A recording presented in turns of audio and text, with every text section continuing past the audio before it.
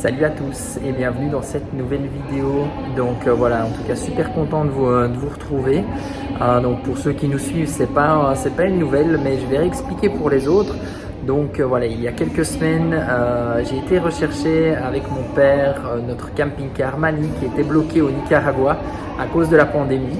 Je suis parti pendant 2 semaines pour rapatrier le véhicule donc, du Nicaragua vers le Panama et l'amener au port pour le shipper vers l'Europe.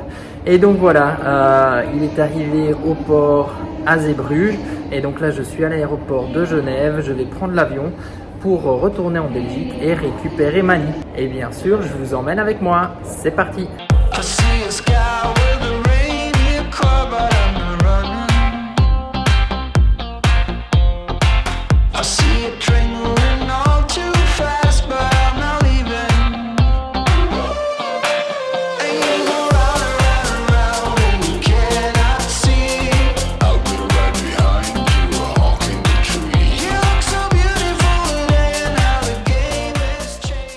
Alors je vous fais vite un petit point de situation. Donc je me suis pris un hôtel ici à Bruxelles, à la gare de Bruxelles Midi. Le plan c'est que demain matin je me lève vers 5h15 et en gros je dois prendre un train à 6h pour aller vers Zeebruges. Après une fois que j'arriverai à Zeebruges, je devrais trouver l'entrée du port.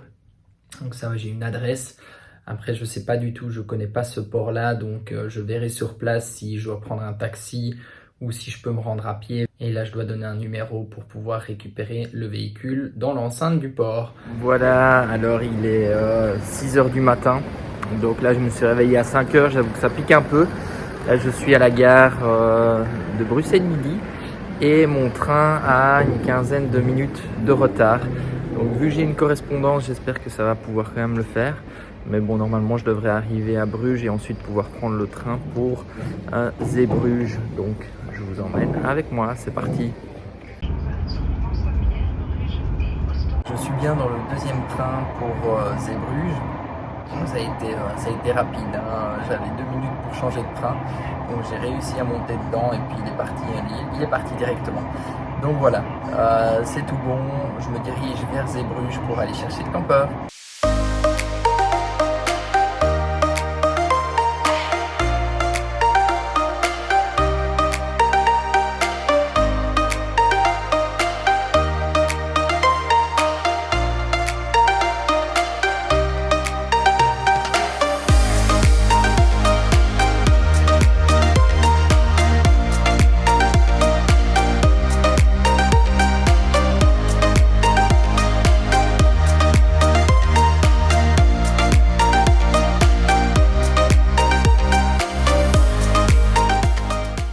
Bon, alors voilà, première déconvenue, arrivé à Zeebrugge-Dorp. Et en gros, c'est tout petit finalement, c'est à côté du port de commerce. Mais la gare est minuscule. J'ai discuté avec une personne donc, qui à mon avis fait du transport scolaire. Et en gros, je lui ai posé un peu des questions pour savoir si il y avait des taxis, des bus ou quelque chose pour me rendre à l'endroit où je dois aller au niveau du dock pour récupérer le véhicule. Et en gros il m'a dit qu'il n'y avait pas beaucoup d'options si ce n'est la marche. Donc voilà, j'ai à peu près 4,5 km à faire. Bon, ce qui est bien c'est qu'il est 7h30 du matin, ça n'ouvre qu'à 8h, donc je suis un peu en avance. Donc je vais y aller tranquille, marcher. J'ai une belle météo avec un beau lever de soleil, donc qui est plutôt top.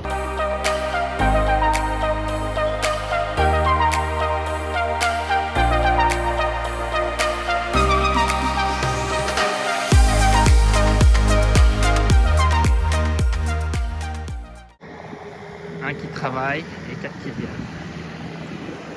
C'est assez marrant parce que les gens me regardent bizarre. Je pense qu'ils n'ont pas vraiment l'habitude de voir un mec qui se promène avec un téléphone et un bras. Alors juste, là je laisse passer un camion.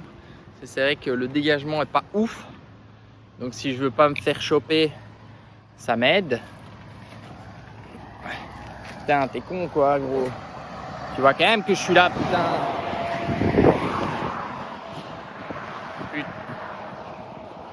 Bon, c'est un peu touchy parce qu'il y a les camions qui roulent, mais je suis sur une piste cyclable et en fait ils se décalent pas, les mecs. Ils sont complètement cons en fait. Et ça fait un peu peur parce que quand vous voyez des gros camions qui passent à côté de vous, je suis obligé d'enjamber la berme pour... Enfin voilà, ils me voient pourtant de loin, c'est une grande ligne droite, je vous montrerai après, mais ils veulent pas se dégager quoi. Donc en gros, la conclusion c'est que les ports et les avant-ports de commerce sont pas faits pour les piétons. Mais bon voilà, c'est quand même sécure, donc j'avance gentiment, là il me reste à peu près 1 kilomètre. Mais oui, je disais, les gens sont assez surpris, je pense, de voir un gars avec un stabilisateur et un téléphone qui se promène comme ça. Donc voilà, c'est assez cocasse. On verra. J'espère arriver en tout cas à la bonne entrée et puis pouvoir récupérer Mani. Donc voilà, je suis sur une route secondaire, mais c'est vrai que les camions me voient arriver de loin, mais ils se décalent pas. Même les voitures restent assez collées ici sur la bande. Donc à chaque fois, je suis obligé d'enjamber la berme pour me protéger. Ouais, pas top. Ok, donc là j'arrive vers chez Willenius, donc la société de transport du camping-car.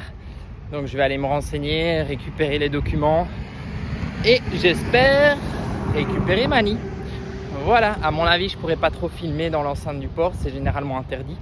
Donc on va voir, je vous filme ce que je peux. À toutes. Je suis allé voir dans ce bâtiment gris que vous voyez derrière moi là-bas.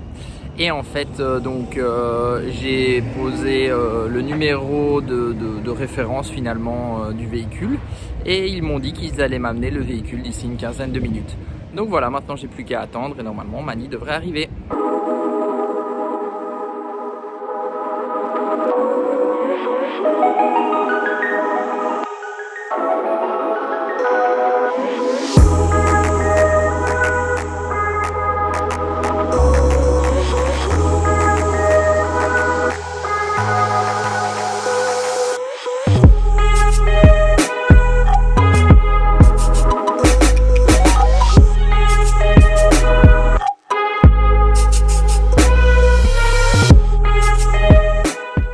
Discuter un petit peu avec le docker et donc personne n'est rentré dans la cellule, en tout cas il a rien vu de particulier, donc et comme ça de l'extérieur, il s'est fait accrocher là, putain, c'est qui me fait accrocher.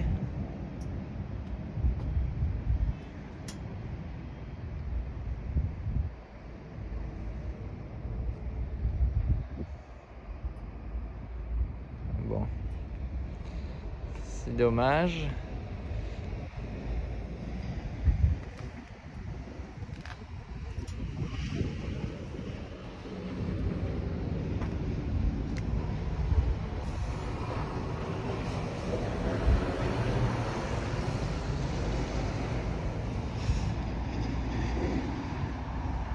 Bon, à part ça, il n'a pas l'air d'avoir de traces.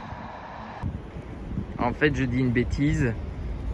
Regardez, là, ils ont forcé la serrure et ils ont essayé de rentrer dans le... Ils ont ouvert le truc, je ne sais pas s'ils ont réussi. Ici, même chose. Ils ont forcé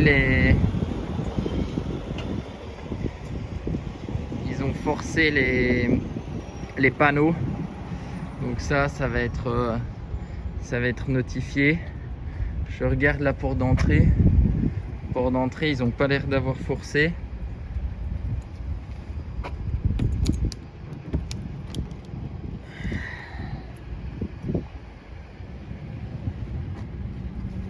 Là, ils ont forcé aussi ici. Et ils ont forcé les panneaux là. Putain. Voilà, je vous montre. Regardez. C'est quand je tire. En fait, là, le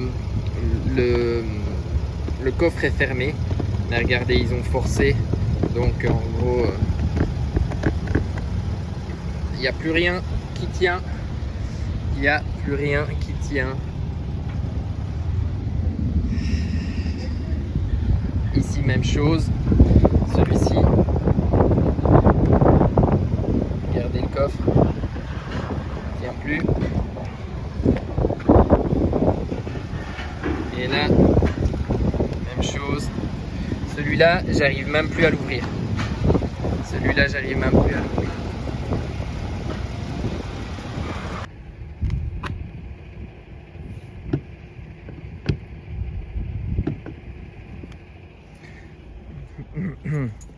En fait, je pense qu'ils sont rentrés au pied de biche. Au pied de biche dans toutes les charnières.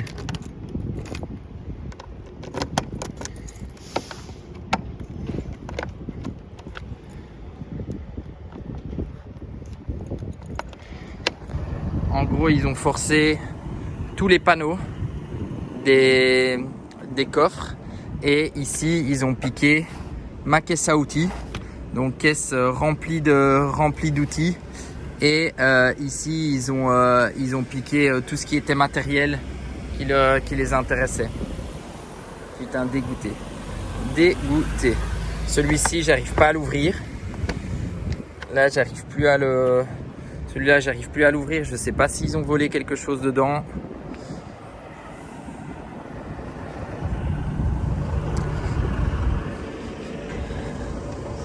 Ça, ils ont pas ouvert. Je vais encore regarder la porte principale. En tout cas, ils font ça bien. Hein. Ici, visiblement, ils ont rien volé. Ça les intéressait pas. Mais regardez, ils ont arraché le joint. Putain, ils sont pas gênés, les mecs. Hein.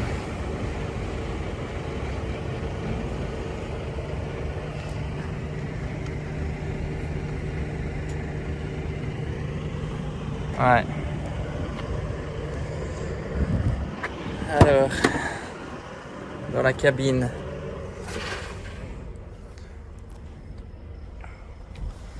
Dans la cabine, on va voir est-ce qu'ils ont forcé quelque chose.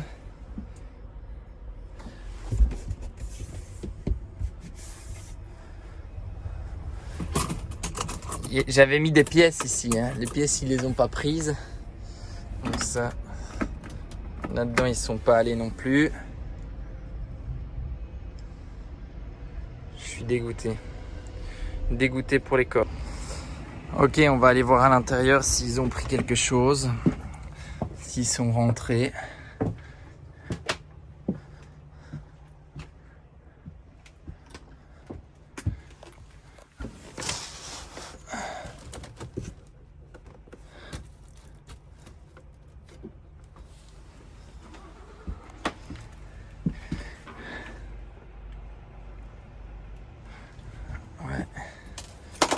Ouais, ils sont rentrés aussi à l'intérieur. Alors je sais pas par où. Ils ont pété le store.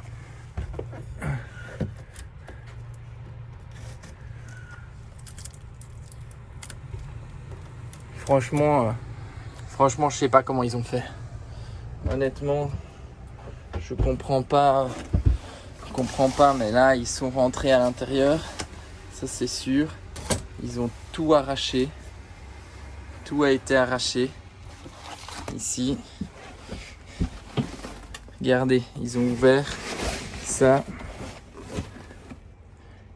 Ils ont vidé tous les sacs. Ici.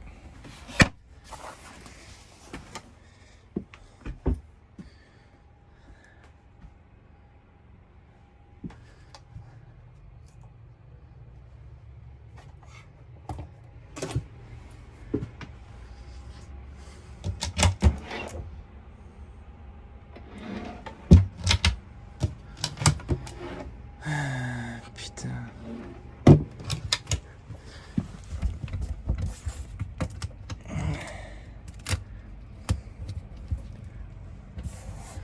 comprends pas.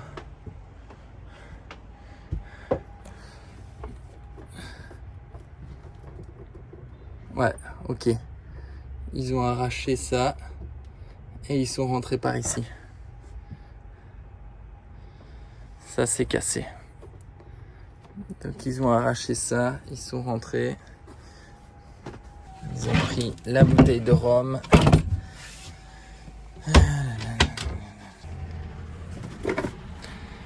Ils ont pris les jouets des enfants.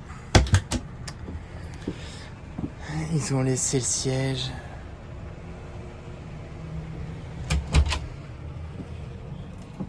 Voilà.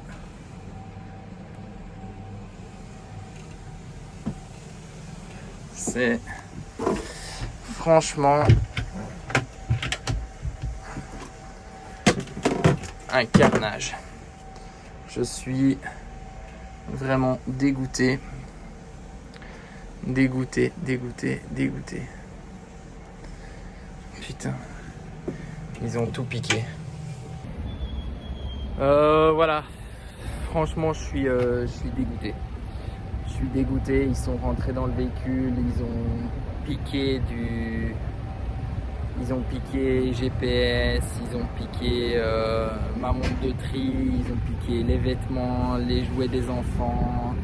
Enfin, en fait, ils ont pris tout ce qui était facile à prendre en soi, mais ils sont vraiment passés partout. Ils ont vandalisé.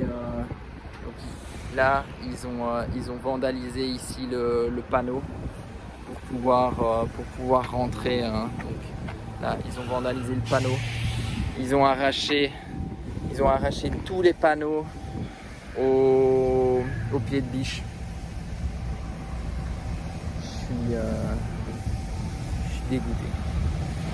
Je suis dégoûté. Putain, il était posé au Panama, nickel. Et là maintenant, enfin voilà, il y a plein de trucs à refaire. Il y a plein d'objets qui ont été volés. Dégoûté.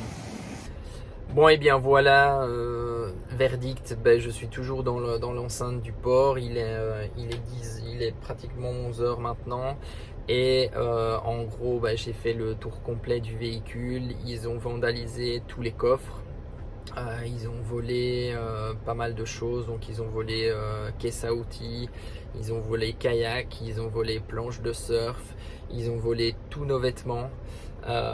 Ils ont également volé des jouets des filles. Ils ont volé, j'avais caché quand même le GPS en fait du véhicule.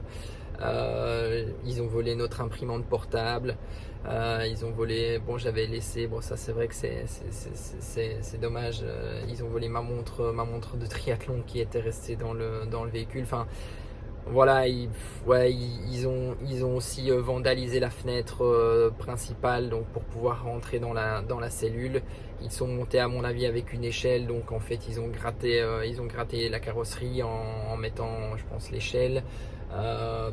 Donc voilà, il y a des coffres que j'arrive même pas à ouvrir, donc j'ai pas pu encore vérifier ce qu'il y avait de volé à l'intérieur.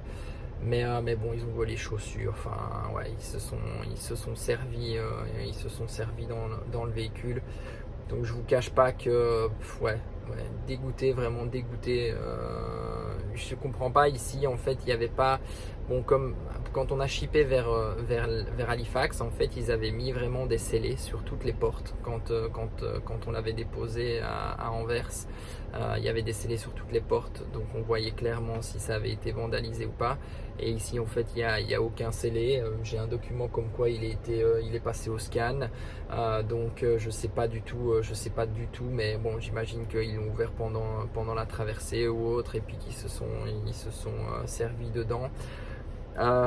Voilà, moi j'ai discuté avec Wallenius pour avoir quand même des preuves et attester en fait que quand j'ai récupéré le véhicule, qu'il était endommagé, qu'il y avait des choses qui avaient été volées, que j'avais des portes et des fenêtres qui étaient cassées. Donc j'ai également appelé les assurances pour déjà ouvrir des dossiers pour tout ça. Maintenant c'est clair que je pense que ça va prendre un moment. Il faut que le véhicule soit expertisé pour vérifier les dommages. Bon, on avait contracté une assurance hein, pour le transport maritime, donc je pense que c'est ça qui va jouer. Mais clairement voilà, j'ai eu une confirmation, donc j'ai écrit hein, une confirmation sur la bill of lading avec le tampon de la société Wallenius, comme quoi moi j'avais réceptionné le véhicule endommagé. Donc je pense que j'ai fait 1 milliard de photos. J'espère les bonnes, donc voilà. Et puis maintenant il faut créer le dossier avec enfin voilà, un dossier d'assurance comme on peut en créer pour tout type de vandalisme ou éventuellement de sinistre. Voilà, on va faire ça, mais en tout cas ouais, c'est vrai que c'est assez ouais, c'est assez navrant de venir chercher le véhicule et puis de voir qu'il a été vandalisé comme ça. Donc c'est clair que ça s'était plutôt bien passé sur le retour pour l'amener jusqu'au Panama. Je pensais qu'on avait fait presque 95% du job. Mais bon voilà, malheureusement la fin c'est pas ce qu'on avait espéré, donc voilà, l'objectif maintenant c'est de rentrer. Là je dois aller à Mons, donc je vais retourner, j'ai une centaine de kilomètres à faire pour aller jusque Mons. Et ensuite bah voilà, là je vais déjà commencer un peu à faire le point sur les dégâts et puis commencer à monter le dossier d'assurance. Et ensuite bah, demain je repartirai après mes réunions de travail et je rentre en Suisse. Et puis bah là on fera l'inventaire de tout ce qui a été volé. Et voilà, donc nous venons de passer la frontière de la Suisse. Donc il est 1h du matin, il me reste à peu près 45-50 km pour aller jusqu'à la maison. Donc je pense que d'ici demi-heure, 3/4 d'heure, je serai à la maison. Et voilà, Mani est de retour dans son pays d'origine. Après, ouais, je vous cache pas que je pense pas mal quand même à ce qui s'est passé avec on va dire les dommages causés au véhicule, et puis le fait qu'on nous ait volé quand même pas mal de matériel et d'objets. Donc ouais, je pensais pas le ramener dans cet état-là, clairement. Donc ouais, quand même un peu de déception à ce niveau-là. Je pense que maintenant on va attaquer, demain on va attaquer l'inventaire pour savoir ce qui a réellement été volé, et puis les procédures les procédures d'assurance. Enfin voilà, on est de retour à la maison. Il est 1h45 du matin et je viens d'arriver à la maison. Donc là je vais aller me coucher parce que je suis vraiment épuisé. Coucou, alors voilà, vous me retrouvez dans la vidéo. Donc là c'est est rentré cette nuit avec Mani et il vient de vider entièrement toutes les soutes pour voir un petit peu ce qu'il nous manquait. Alors dans les soutes il manquait pas grand chose, mais bon, il manquait trois choses du coup. Donc le kayak, ta boîte à outils et une caisse, on avait une caisse transparente avec, une boîte transparente avec toutes des pièces de rechange. Après je pense qu'ils sont pas allés beaucoup plus loin dans les soutes parce que c'était vraiment bien chargé, ouais, donc je crois qu'ils n'ont pas eu le courage d'aller tout retirer. Ils ont pris un petit peu ce qu'ils avaient au début, quoi, mais tout notre matos de sport et tout ça est toujours là. Alors ici par contre, donc moi je viens juste de rentrer à nouveau dans Mani. Je vous cache pas que je suis assez émue, sentiment partagé, très heureuse de le retrouver. Ça me fait vraiment voilà, limite ça me donne des frissons, quoi. C'est chouette, c'est plein de jolis souvenirs qui remontent à la surface. Et d'un autre côté, je vous cache pas aussi que je suis bien dégoûtée, bien triste par l'espèce humaine, mais voilà, c'est comme ça. Donc ici à l'intérieur, clairement, Violette a retrouvé tous ses jouets, donc ça elle est contente. Par contre à l'intérieur, clairement, ils nous ont pris tout ce qu'ils pouvaient nous prendre, tout ce qui avait de la valeur. Donc tous nos vêtements, on avait beaucoup de vêtements techniques, de très bonne qualité. On avait investi dans de bons vêtements techniques avant de partir, de très bonnes marques, et on n'a plus rien du tout. Toutes les chaussures, casquettes et tout de Ced ont disparu. Ils m'ont laissé mon chapeau quand même. Par contre, tout ce qui est vaisselle et tout, tout est toujours là. Enfin, vous avez vu un petit peu, Ced vous a filmé quand il a découvert en fait les choses. Et puis Chou, on voulait parler aussi un petit peu du coup des assurances. Ouais.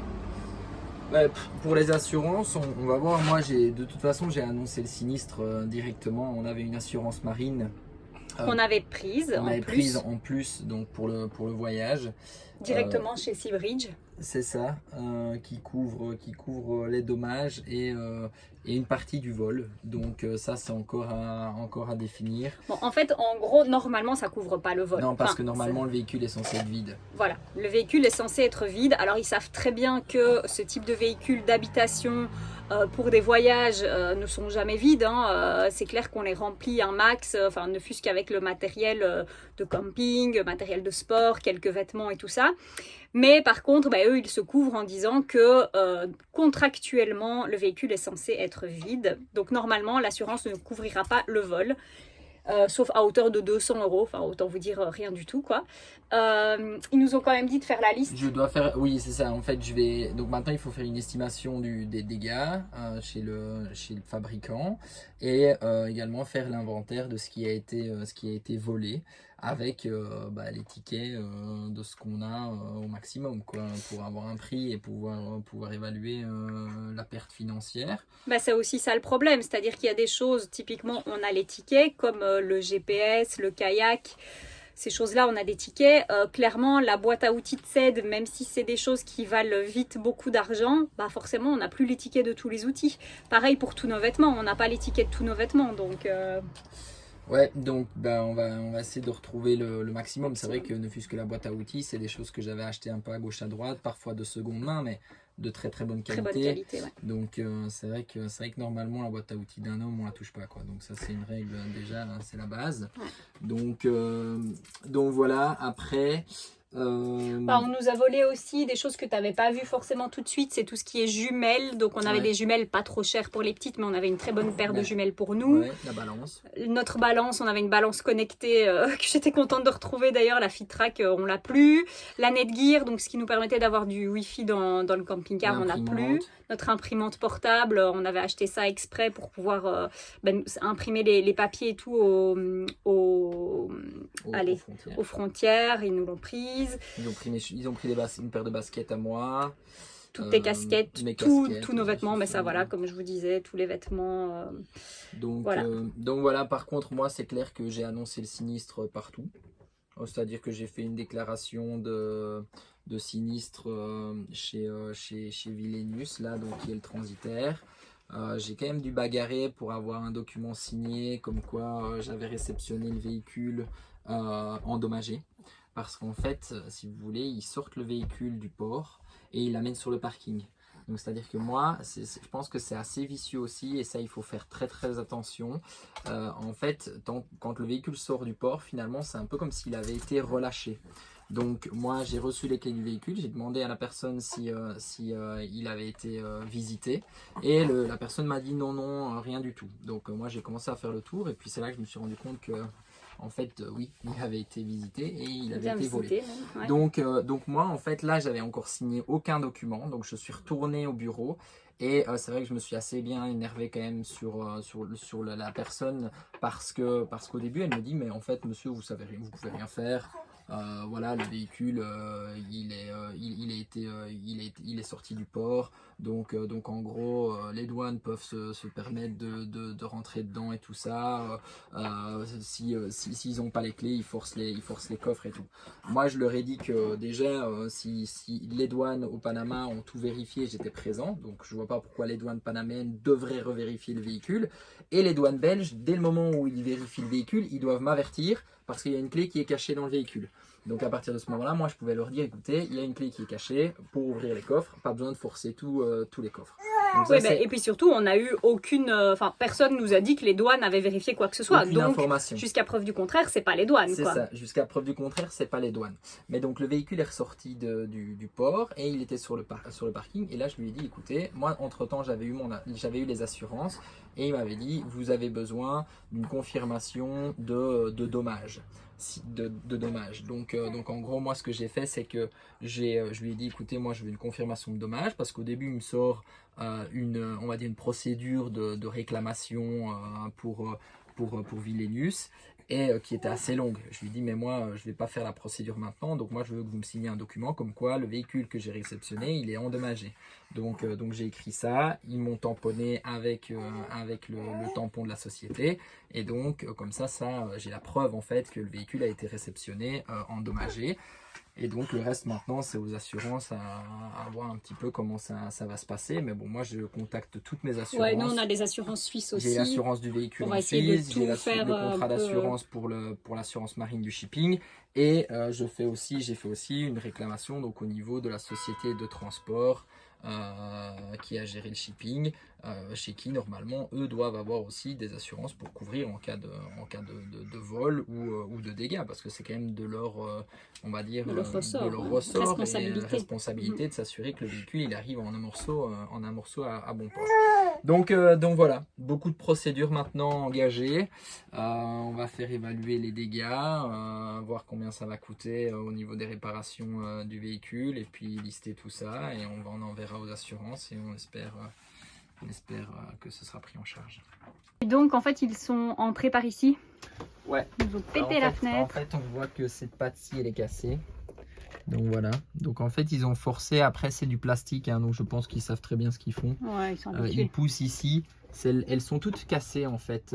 Et donc ouais, ils nous ont pété tout le store. Ils ont coupé à mon avis le store. Donc ouais, ils ont tout coupé. Ouais.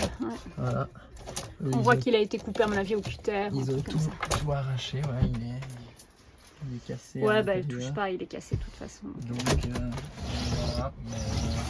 Donc les soutes ils les ont forcées au pied de biche aussi. Hein. Ouais, donc elles sont toutes pliées. Hein. Ils ont arraché les pattes. Ils ont pété les joints ici. Bon, je vais pas vous montrer, mais de l'autre côté c'est la même chose. Et en fait au départ Ced n'avait pas vu. Et c'est en faisant le tour qu'il s'est dit tiens mais c'est bizarre, il y a des coups ici. Vous voyez là. Et alors là il a vite compris qu'en fait ils avaient posé genre une échelle pour pouvoir atteindre cette fenêtre. Parce que c'est vraiment haut. Mets-toi contre Ced. Vous voyez Ced il mesure 1,85 m. Donc c'est assez haut. Donc ils ont dû mettre une échelle quoi. Voilà. Et puis vous êtes aussi nombreux à nous avoir parlé de cette caméra que Greg Zouet avait mis dans son véhicule quand il a fait la traversée. Forcément on regrette, contre coup on regrette. On y a pensé, au départ on s'était dit on va l'acheter. Et puis finalement on l'a pas fait. Et donc ouais, forcément on regrette. Alors ça n'aurait rien changé au fait qu'ils aient forcé ça, même ici et de l'autre côté. Par contre clairement ce qu'ils nous ont pris à l'intérieur du véhicule, tous les vêtements et tout ça, ça ils n'auraient pas pu les prendre étant donné qu'on leur aurait parlé en direct avec la caméra. Bon et bien on va conclure donc cette vidéo ici. On aurait voulu qu'elle soit un peu plus positive mais... Ouais, c'est sûr. C'est sûr que hier soir, quand je suis passé la douane, ouais, c'était assez bizarre comme sentiment, parce que content de rentrer en Suisse avec Mani, mais en même temps déçu de la manière dont on est rentré avec le véhicule. On arrive, Violette. Donc c'est pas grave, on arrive. Attends 2 secondes. Donc voilà, maintenant Mani, on va le nettoyer, on va tout faire pour le remettre nickel, hein, comme on l'avait pendant le voyage ou avant le voyage. Il va aller chez Tartaruga pour refaire les différentes petites réparations, enfin grosses réparations sur la cabine. C'est notre revendeur Bimobile suisse, c'est le seul revendeur Bimobile en Suisse. Et puis je comprends totalement ton sentiment qui est un peu paradoxal. Moi c'est la même chose, je suis super contente de le retrouver et d'un côté ça me fait vraiment un pincement au cœur de le voir quand même dans cet état, étant donné qu'on l'a laissé dans un état vraiment impeccable quoi. C'était ma maison, c'était notre maison et franchement ça fait vraiment bizarre de me dire qu'il y a des gens qui sont entrés chez nous, qui nous ont tout volé. Enfin voilà, j'ai vraiment beaucoup de mal à comprendre ça, mais malheureusement l'humain est ainsi fait parfois. Ouais, donc voilà.